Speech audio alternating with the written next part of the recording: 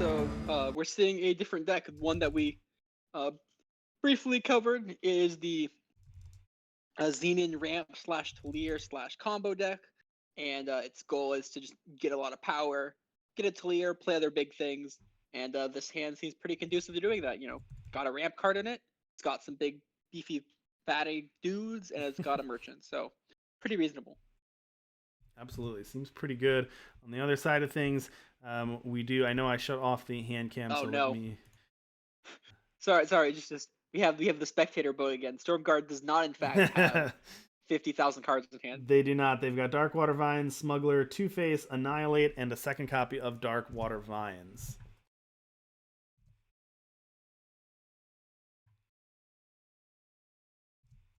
Devotee of the Sands doing its impression of a Power Stone right now. Look at me, I'm a Power Stone. Don't hurt me. Is Stormguard? They did not mill a Fell Rock from them, I believe. They did Their not Fell mill a Rocks Fell are in Rock. fact safe. They're safe for now.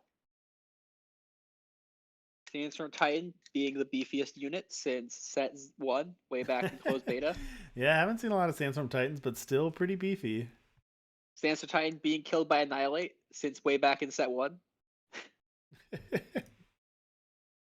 True, good call. Ooh, there's the Talir. Okay.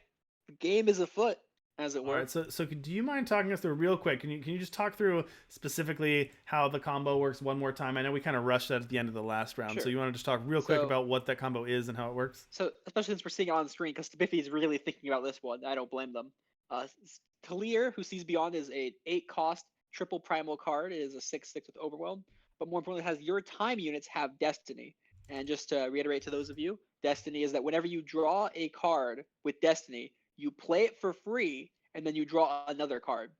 So there's a card in the market called Kairos, and Kairos says, summon, when you play this, draw cards equal to the highest other power of cards you have in play. So, and Kairos is normally a practice card, but the combo is that if you have Talir in play and you play a market effect, whether that is the merchant in hand or the etchings of course being a cheaper option, you then go grab Kairos. When you draw a card from the market this way, it triggers Talir. Talir gives all your time units Destiny. Kairos has Destiny. Kairos gets played automatically for free. When Kairos is played, it draws cards equal to the highest power among other creatures you have in play, which in this case is usually Talir, which in this case will mean that you will draw 6 cards off the top of your deck. If any of those 6 are time units, such as Azendel, you will play them for free. When you play those units for free, you will trigger Kairos' other mode, which is to deal damage equal to that unit's attack, which, you know, can then either kill the opponent or kill their whole board. At the end of it all, you will have 6 cards in hand, basically a full board. Your opponent will have nothing, or they'll be dead. In the case of cards like Azendel, there's some cute interactions where you play Azendel so you can deal 7, and the other units get to deal the 1 each. So the little wisps or whatever, what are they called? They have a specific name, but I can never remember. Yeah. But the wisps are one with deadly, and so these ones with deadly. Lychee, yeah. Helices, yes. So the Helices are ones with deadly, so they will also get to kill whatever they target with 1 damage because they are deadly damage. So that is roughly speaking how the Talir combo works, and that is one of Spiffy's end goals. Although it's not their only end goal, because this deck is also just trying to be a generally solid, you know, Xenon big things deck. All right. Well, I don't know if we're gonna have time to see that here because Stormguard's aggressive approach here knocks Spiffirific down to 3. Although an Azendel is going to give some blockers here and to draw some cards as well. But Spiffirific down to 3. See what Stormguard can find. Oh, draws the cards. I see. That's right. That's right. That's why you attack. Obviously, you attack because you get to take your opponent's stuff. Yes, that makes a ton of sense. And able to play a Two-Face as well. And you know that your opponent's playing a bunch of cards that cost 2 or less, so you know that it's likely that you will get. Oh my God! You see that mill? Well, that was insane. Right, he milled Fell Rock, but Stormguard doesn't have the 3rd primal, so Fell Rock didn't come out. Notably, because of this visual bug, this is in client. Stormguard was empty-handed there. They do now have a Strange Broker, and they have a Tome of Horrors. So the Stormguard has 2 cards in hand here.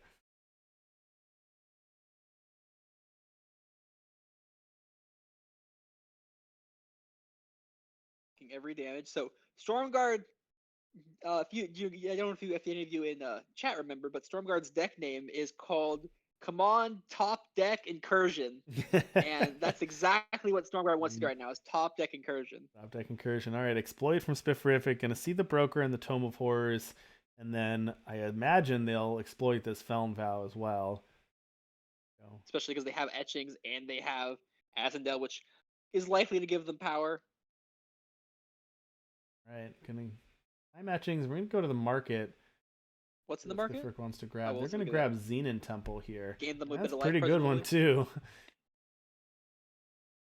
Sure, Augury, gain 3 and draw some cards. Why not? You can also go for Killer actually. Killer lets the lets you kill a thing. You also get the effect. Wow, Killer that way, huh? Interesting. That surprised me. I was thinking you Killer the Behemoth because I guess you can attack with the Behemoth too, but yeah. But you do more damage, right? You do more damage, and you do the same amount of damage actually. Yeah, but, I guess it's the same. But you still get the effects of the Killer. Next turn it's bigger and stuff, but I was really hoping that Spifferific was going to be able to use the Blight Path Smuggler to get a shadow. Get shadow out of their mark. No, they can't. It's all time. But that would be actually be they could. I don't know if they played powered this turn, but they could. I guess they could have got the sigil. Sure, but that would have been sweet to grab the temple. Anyways, that was game 1. Most of it was taken up by my explanation of the deck, but either way, it was a sweet game. Absolutely. All right, so Spifferific took that game 1 there. Congratulations to them. All right, Stormguard back against the wall. Our first champion, winner of challenge number 1. Let's see if they can bookend it and go from challenge number 1 all the way to the finals. That would be pretty impressive. So Spifferific from Team WSG up 1-0 over Stormguard from Team Eternal Journey, waiting to face Doc28 from Eternal Titans in the finals. And what a titan of a final opponent that is. Absolutely. With Elysian spells, and I think that's still hasn't Doc hasn't dropped a game yet, right? It's been a clean 5-0, I think, so far. Have they? Or a match, a clean clean 5-0 matches so far, all with Elysian. Yeah. I told you, she finally learned. Just take Elysian, because it's great. Yeah, turns out.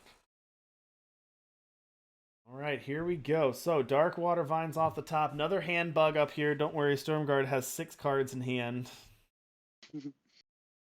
And Exploit, very good card, as always. Being able to see your opponent's entire hand and taking one, especially when you're on the play, is great. I would say. If I had to say something, I would say it's great. So what is Stormguard's hand? All right, Stormguard has 2 power, a 2-face, 2 smugglers, and a Felrock the Outcast in hand. But as you mentioned last game, they're going to need to get to 3 primal and 3 shadow if they're going to want to discard that Felrock and get some value off of it. Now, I'm not saying it would have been correct, but it would have been funny if they had taken Felrock while Stormguard couldn't have played it. True. Now, it was almost certainly incorrect, and Spiffy took the right call because Spifferific knew that just throwing them off curve is probably the best thing because, just don't want to play a 2-drop when you can, right? General rule of thumb is to just not let them curve out. So, but it would have been funny. So Spifferific, not necessarily drawing what they want to draw. I think they've drawn only power so far, if I'm not mistaken. I believe so. Permafrost there and an Honor of Claws. So I was gonna say can set up an Honor of Claws. There's a Felrock, but can't do it. Can't quite get that pure value. But they could still discard the Felrock if they don't remember.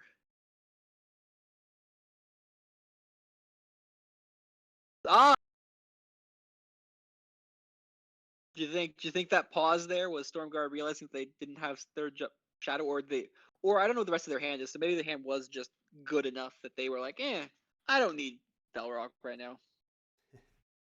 Thank you, Ozzy Nesoto and Platypus SW for the follows. Much appreciated. Thanks for being here today. Here comes an exploit from Stormguard, and they're going to take that Grodolf Stranger one turn before Spifferific could deploy it. That hurts. Here's the especially permafrost because on the World Bear Behemoth. the plan was Grodov Stranger, play etchings, and now nothing can happen, and the etchings is Yeah. stranded, and Here's an Azendel, but Azendel we can't play that yet. would have been able to play it if it was a Grodov Stranger. 2 Savage Incursions in hand for Stormguard. Unfortunately for Stormguard, they are not matching. One is premium and one is non-premium. So I just think the For rule is shame, you just Stormguard. can't play them. Then I think that's the rule. For shame. Shame upon you. Shame upon your cow. Attacking in. How much damage is Stormguard going to be able to do here? Well, they're gonna play. Well, they could. Hold on. They could have. They're gonna get Probably some doesn't dragons matter. here. Yeah, it doesn't matter. I don't think it matters. I think Stormguard has this one. And that's over. pretty good. I think Stormguard is playing with their food at this point. Even an Azendel can't save you now. There you go. All right, Stormguard had tied up 1 game apiece, so we're going to go to that critical game 3. I always love when our semifinals go to game 3, so we get to carry it all the way to the end of the tournament. It always makes it feel extra special for sure.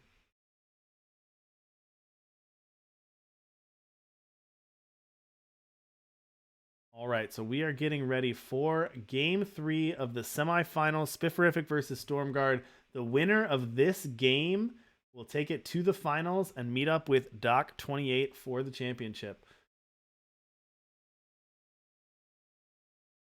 Do you think, Stormblast, do you think that, who do you think is favorite here? You think Doc's the favorite against both of these decks? I would say the Elysian deck did look a little awkward against the, against Stormguard, or IP Longnose deck when we saw that. It seems like they did try to gun for Elysian with the Spelm deck, because it has a lot of interaction. This is very good against Elysian. That being said, it's hard for me to vote against Elysian, because Elysian's very good.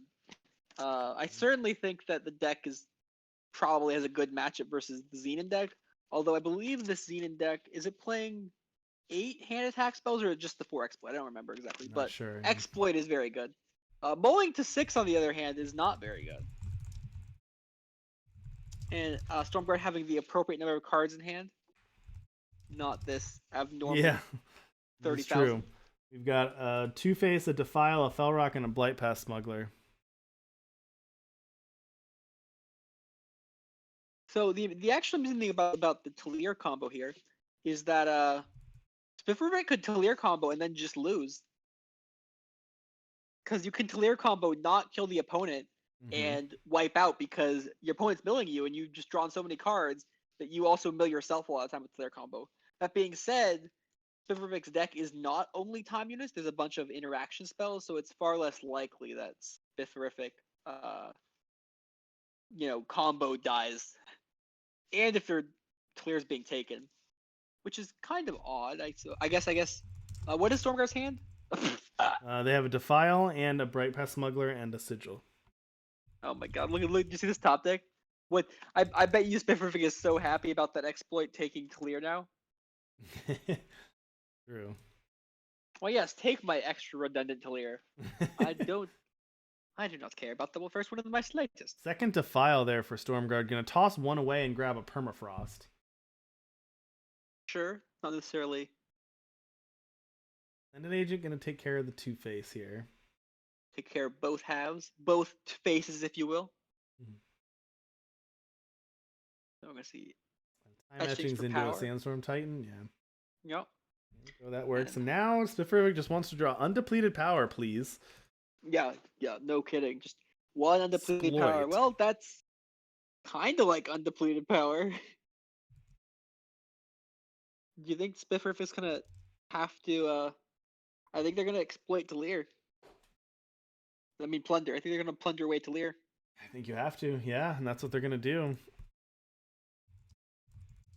And they're beating down. Look at that. The game state's stable. Everyone's top decking. Banish is a card that can kill Tome of Horrors. Well, Stormguard now empty-handed. Well, you could draw a Felrock, though. Oh. That's pretty good. Goodbye, Banish. You are the weakest link in my heart.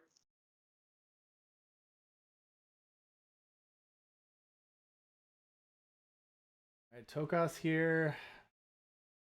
Twist the Twisty Tokas. Tokas. Okay. Tokas is a Well, powerful card here. Ooh, Silverblade Menace for 6.